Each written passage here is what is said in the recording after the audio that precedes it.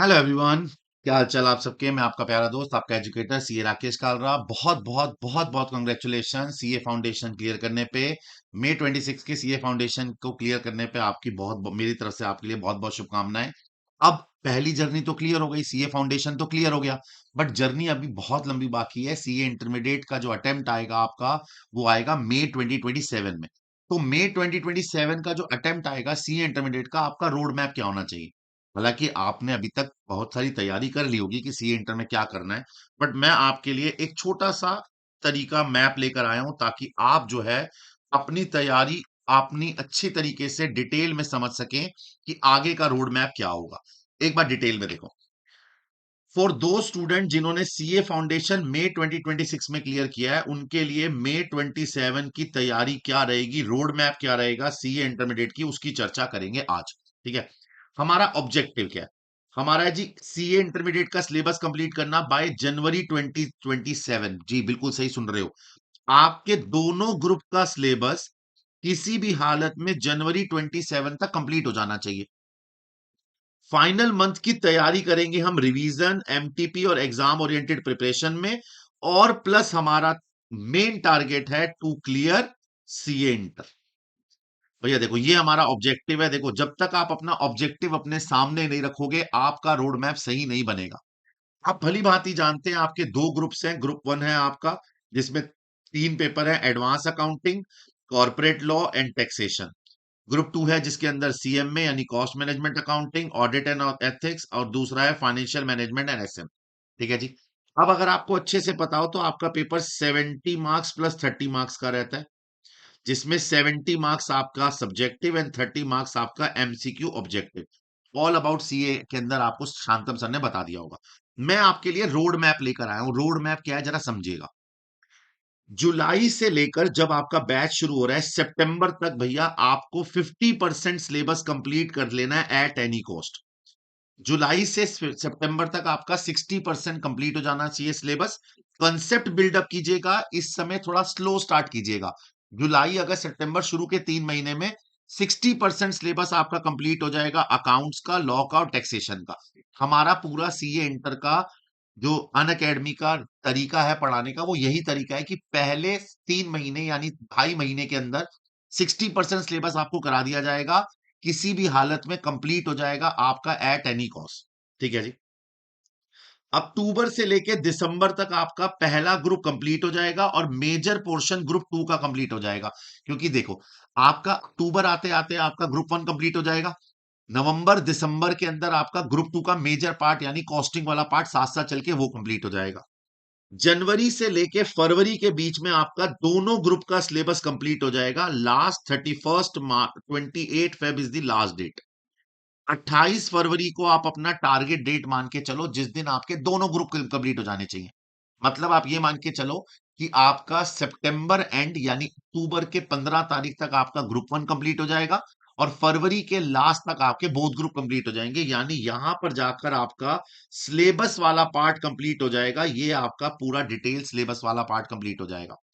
जनवरी से लेके फरवरी तक आपका लास्ट सिलेबस कंप्लीट हो जाना चाहिए, जब आपने कंसेप्ट बिल्डिंग करी है, रिवीजन इसमें कवर नहीं करी। मार्च के महीने में आप अपनी पहली रिवीजन करेंगे और सब्जेक्ट वाइज मॉक टेस्ट देंगे। ठीक है जी। अब अकाउंटेंसी के पर्सपेक्टिव में अगर बात करूं तो चैप्टर वाइज टेस्ट तो मैं आपके क्लास में लेता रहूंगा। बाकी रही बात, मॉक टेस्ट देना बहुत जरूरी है, क्योंकि कंप्लीट रिवीजन आपकी तब मानी जाती है जब आपका मॉक टेस्ट अच्छे से जाता है। तो अन अकेडमी जो आपके टेस्ट लेता है ना, आपको वो देने बहुत जरूरी है। यूनिट वाइज टेस्ट भी और कंप्लीट टेस्ट भी। अप्रैल के महीने में आप सेकेंड और थर्ड रिवीजन करेंगे, फुल लेंथ मॉक टेस्ट देंगे। मतलब यहां पर आप टेस्ट देंगे यूनिट वाइज, यहां देंगे आप कंप्लीट टेस्ट। अब मेरी बात समझो, जब तक आप मॉक टेस्ट नहीं दोगे ना, आपको अपनी प्रिपरेशन नहीं पता लगेगी। तो फर्स्ट रिवीजन जो आप हमारे साथ यूट्यूब पे करोगे, उसके साथ साथ मॉक टेस्ट दीजिए। सेकंड रिवीजन आप जो हमारे साथ करेंगे अप्रैल के महीने में, उसके साथ साथ आप फुल लेंथ मॉक टेस्ट दीजिए।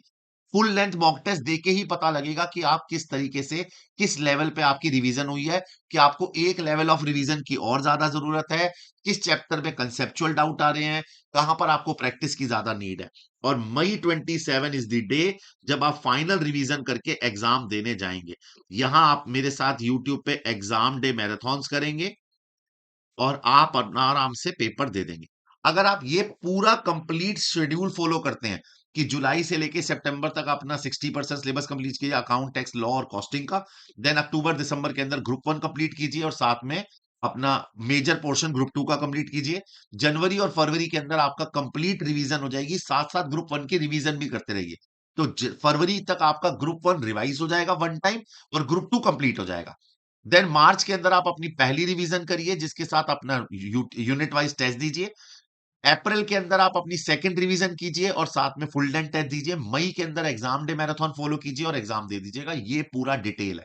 सर अब आप इतना बता रहे हो तो साथ साथ ये भी बताइए कि हमें टाइम कैसे अलॉट करना है। देखिए, आप अकाउंट्स के साथ ना कॉस्टिंग को पेयर अप करो। देखो नॉर्मली लोग कहते हैं कि भैया डेली शेड्यूल में ना आपको एक प्रैक्टिकल एक थ्योरेटिकल रखना चाहिए। नहीं, मैं बताता हूं, सबसे ज्यादा सीए इंटर में स्कोरिंग ना अकाउंट्स और कॉस्टिंग है। तो अकाउंट्स और कॉस्टिंग को आप डेली 2 बार दो।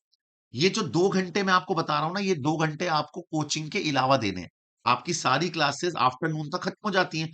तो जो आपके पास शाम का टाइम है ना, वो 2 घंटे आप अकाउंट्स और कॉस्टिंग को दो। 1 hour accounts, 1 hour costing. Daily revision जो कराया उसको साथ साथ रिपीट करो।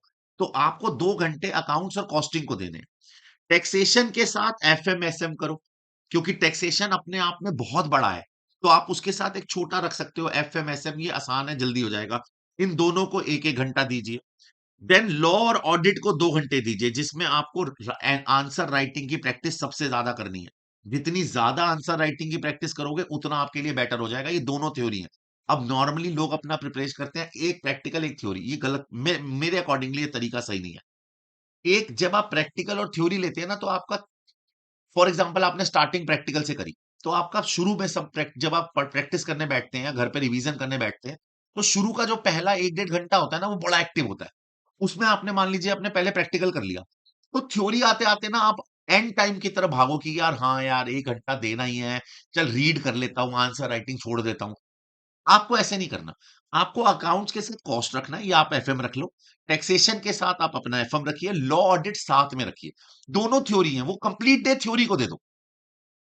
डेली आपका रिवीजन एमसीक्यू करिए 1 घंटे का। आप जितने हो सके केस सिनेरियोज एमसीक्यूज की प्रैक्टिस करिए चैप्टर वाइज।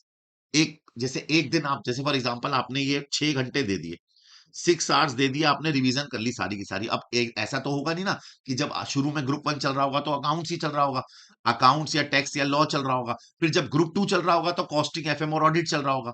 तो जब आपके ग्रुप वन की प्रैक्टिस चल रही है तो आपको क्या करना है, 1.5 आवर या 2 आवर अकाउंट्स को दो, 2 घंटे टैक्सेशन को दो, 2 घंटे लॉ को दो। जैसी ग्रुप वन खत्म हो जाए, ग्रुप टू चालू हो जाए, तो 1 घंटा कॉस्टिंग को दो, तो 1 घंटा अकाउंट्स को भी दो साथ में। मतलब पुराना वाला भी पढ़ते रहो।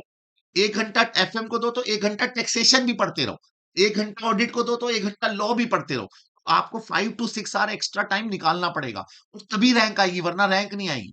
और 1 घंटा स्पेयर कुछ भी करके ना एमसीक्यू या रिवीजन के लिए रखो। 1 घंटा भैया, एक डेली 1 घंटा निकालो। एक दिन अकाउंट्स के केस सिनेरियो कर लिए, एक दिन कॉस्टिंग के कर लिए, एक दिन टैक्सेशन के कर लिए। ऐसे वीक बनाओ कि एक हफ्ते में अकाउंट्स के 2 बार हम केस सिनेरियो पढ़ेंगे, केस स्टडी 2 बार पढ़ेंगे, एक टैक्सेशन 2 बार पढ़ेंगे, कॉस्टिंग 2 बार पढ़ेंगे। अकाउंट्स एक दिन कर लो हफ्ते में, कॉस्ट एक दिन कर लो, एफएम एक दिन कर लो, सबके केस सिनेरियो के लिए एक दिन रख लो।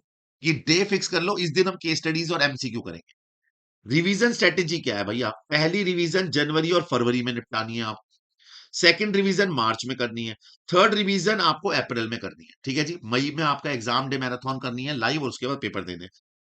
कोशिश करिए 10 से 12 फुल मॉक टेस्ट जरूर देना एग्जाम से पहले। जब ईच सब्जेक्ट के 10 से 12 कह रहा हूं, अगर आपने रिवीजन के साथ साथ मॉक टेस्ट नहीं दिए और सीधा पेपर में पेपर लिखने बैठे, पेपर कंप्लीट नहीं होगा और आपके मार्क्स अच्छे नहीं आएंगे। आप जब तक देखो, सबसे पहला पेपर देते समय तो आपको पता लगेगा पेपर देना ही कैसे है। फिर दूसरे पेपर में आपका थोड़ा-सा प्रैक्टिस अच्छा होगा। थर्ड पेपर दोगे तो आपको आपकी गलतियाँ पता लगेगी। फोर्थ दोगे तो आपको पता लगेगा यार पिछली गलतियों को मैंने ठीक करा या नहीं करा। पाँचवाँ पेपर दोगे तो आपको समझ में आएगा कि अच्छा ये मेरे पॉजिटिव्स हैं, या ये मेरा स्ट्रॉन्ग पॉइंट है, इनको पहले करता हूँ। छठे पेपर, सातवें पेपर में आते-आते आपके जो वीक पॉइंट्स हैं वो भी स्ट्रॉन्ग होते जाएँगे। आपको 10, 12, 15 पेपर देने हैं, ताकि जब आप मेन एग्जाम देने जाओ तो आप इतने तैयार हो कि आपको पता है कि कब कौन सा क्वेश्चन करना है, किस क्वेश्चन को मुझे ज्यादा टाइम देना है, कौन से मेरे वीक पॉइंट है, कौन से मेरे प्लस पॉइंट्स है। समझे? तो मॉक टेस्ट बहुत जरूरी है। अगर आप सीधा ही पेपर देने चले गए तो वही आपका पहला मॉक टेस्ट बन जाएगा। सोचो, ये नहीं करना भाई। हम हमें प्रैक्टिस करके जानी है। विराट कोहली भी जब ग्राउंड में उतरता है ना, उससे पहले 2 दिन तक बैठ के एक सेफ पिच के ऊपर ट्रेनिंग करता है, बैठ के 5,000 बॉलें खेलता है, 2,000 बॉलें खेलता है, तब जाके वो जाके मैच में अच्छा कर पाता है। तो भैया आपको भी जो है वो पहले प्रैक्टिस करनी है। मॉक टेस्ट दो, सीधा जाके पेपर देने बैठोगे तो भैया फिर हिट एंड ट्रायल होगा, अच्छा जा सकता है, बुरा भी जा सकता है। तो मॉक टेस्ट जरूर देना। सक्सेस चेकलिस्ट बना लो, आपका सिलेबस जनवरी 27 या फरवरी तक खत्म हो जाना चाहिए। रिवाइज करो हर सब्जेक्ट को, एटलीस्ट तीन बार रिवाइज करना है। स्टडी मटेरियल करो, आरटीपी एमटीपी करो, पास्ट ईयर करो। तो पहली रिवीजन जब आपकी क्लास में चल रही है वो, दूसरी रिवीजन स्टडी मटेरियल दोबारा करो, तीसरी आरटीपी एमटीपी पीवाईक्यू करो। आईसीआई का स्टडी मटेरियल आरटीपी एमटीपी और पीवाईक्यू कीजिए। मेन रिवीजन नोट जितने हो सके टैक्सेशन में, अकाउंट्स के अकाउंटिंग स्टैंडर्ड में, कॉस्टिंग के फॉर्मूलाज में, लॉ में, जितने हो सके अपने हाथ से नोट्स बनाओ। टीचर के नोट्स अच्छे हैं उसे फॉलो करो, नहीं तो अपने नोट्स जरूर बनाओ। ठीक है। वीकली अपनी ना ट्रैक करो कि आपने जो टारगेट बनाया था वो टारगेट पूरा हुआ नहीं।